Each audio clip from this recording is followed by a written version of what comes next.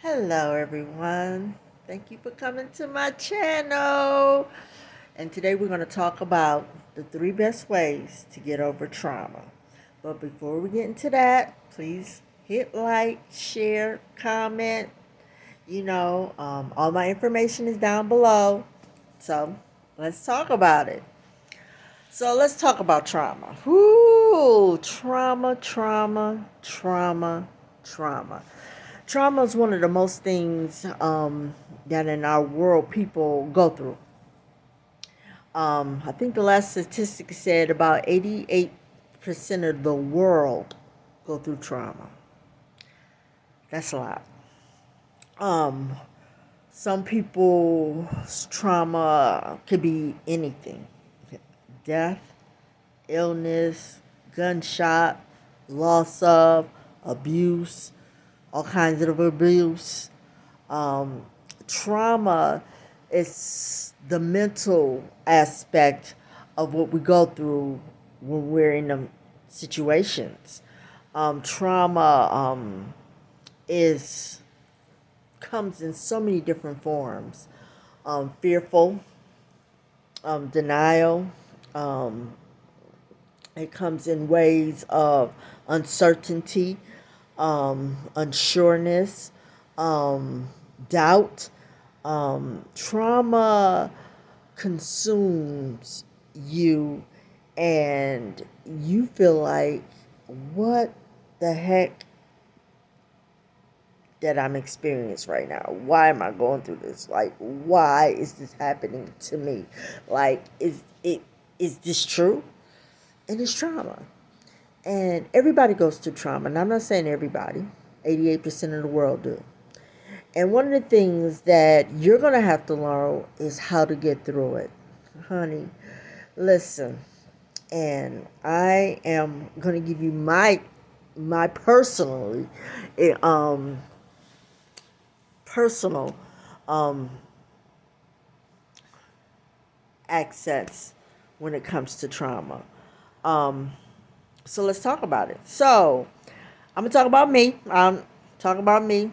I've suffered from trauma in my adulthood, and I also suffered trauma in my childhood. And the one that I'm going to talk about was the worst trauma that I've ever been through or seen or gone through was the childhood when I was a child.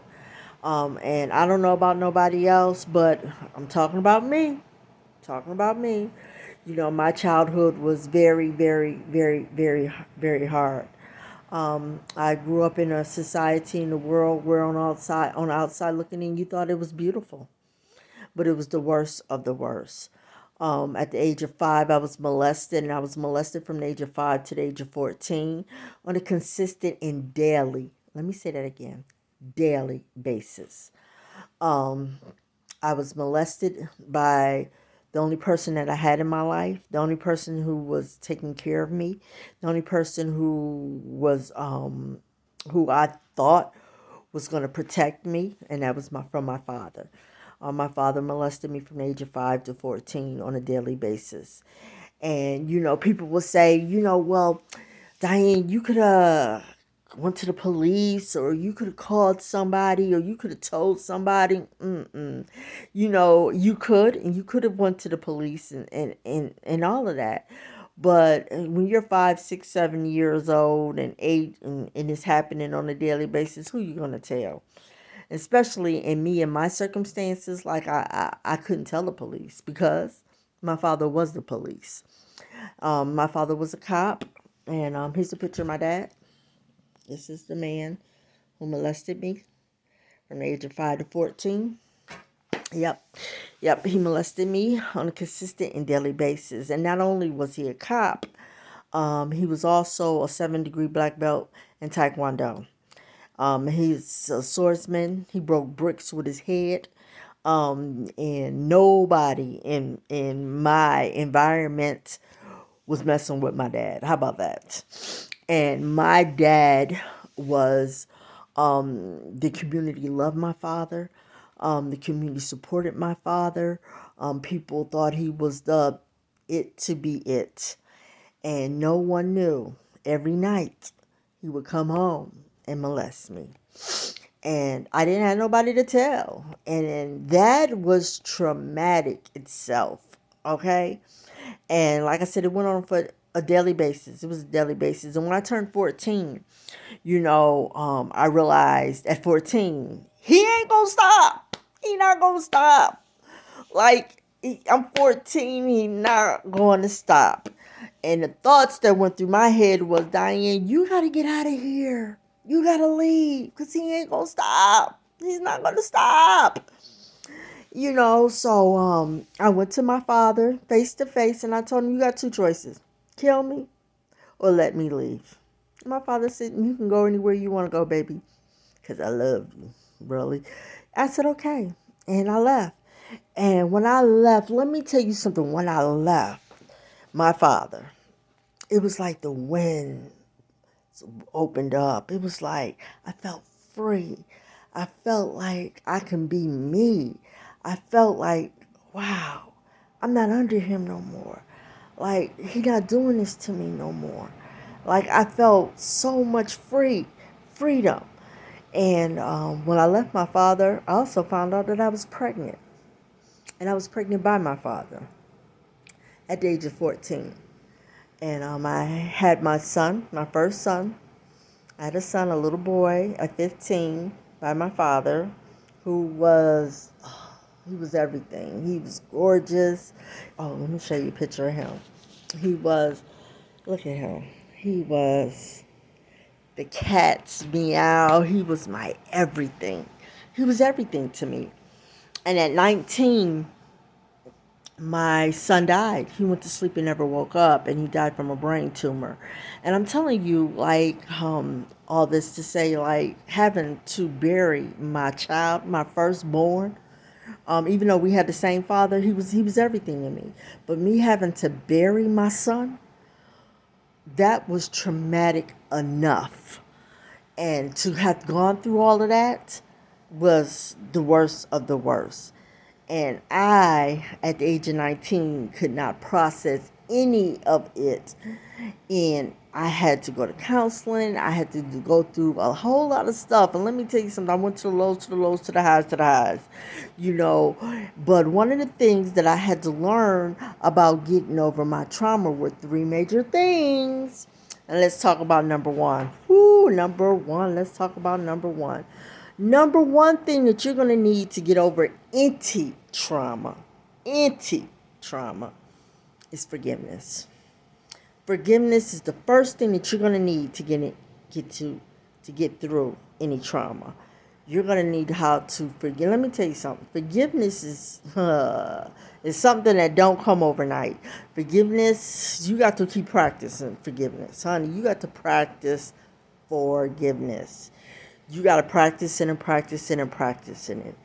Because when you get to the place where you are totally forgiven, you are totally free.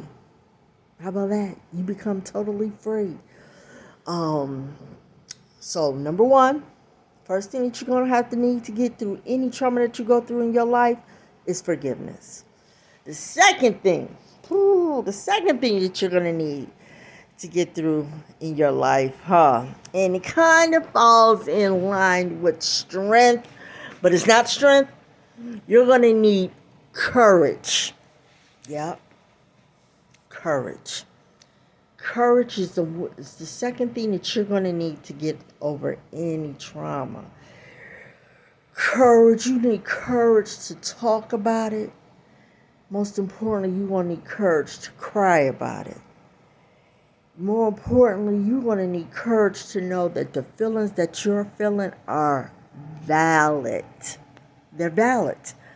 Don't let nobody tell you, well, you shouldn't feel that way, or you can't feel like that, or that's not the right way to be feeling. No, whatever the way you're feeling is valid. All your feelings are valid. Hear me again. Your feelings are valid.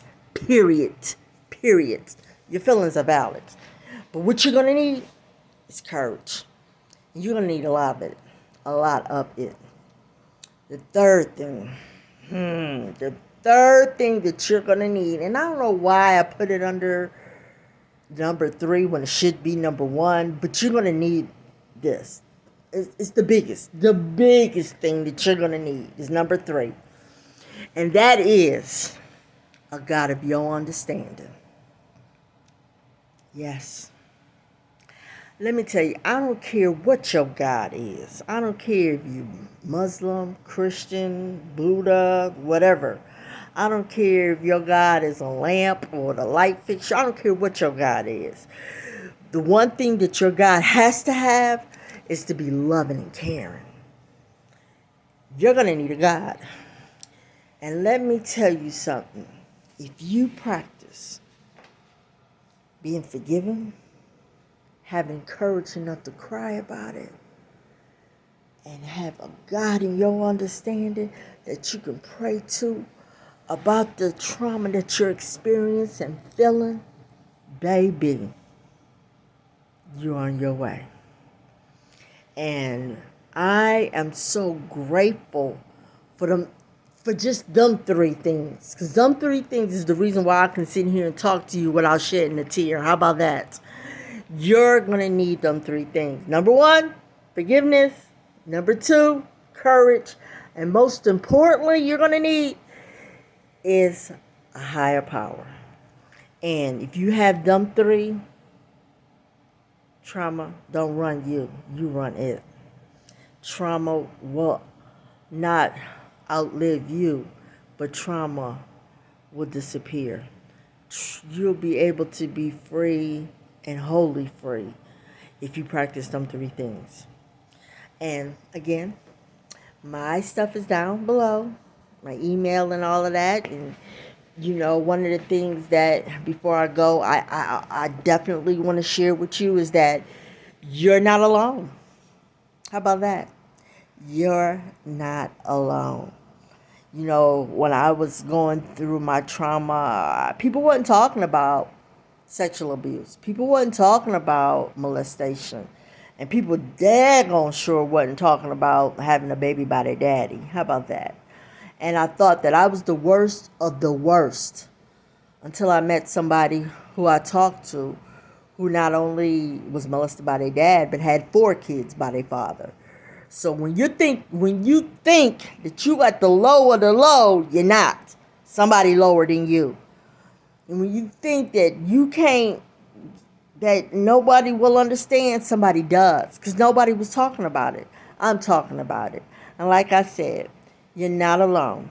Trauma is one of the things that in society that people go through. And it comes in all different forms. So, like I said, the 3 things that you're going to need to get through trauma. Number 1, forgiveness. Number 2, courage.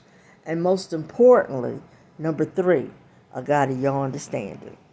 So, until we talk again, my name is Diane, and we'll talk soon.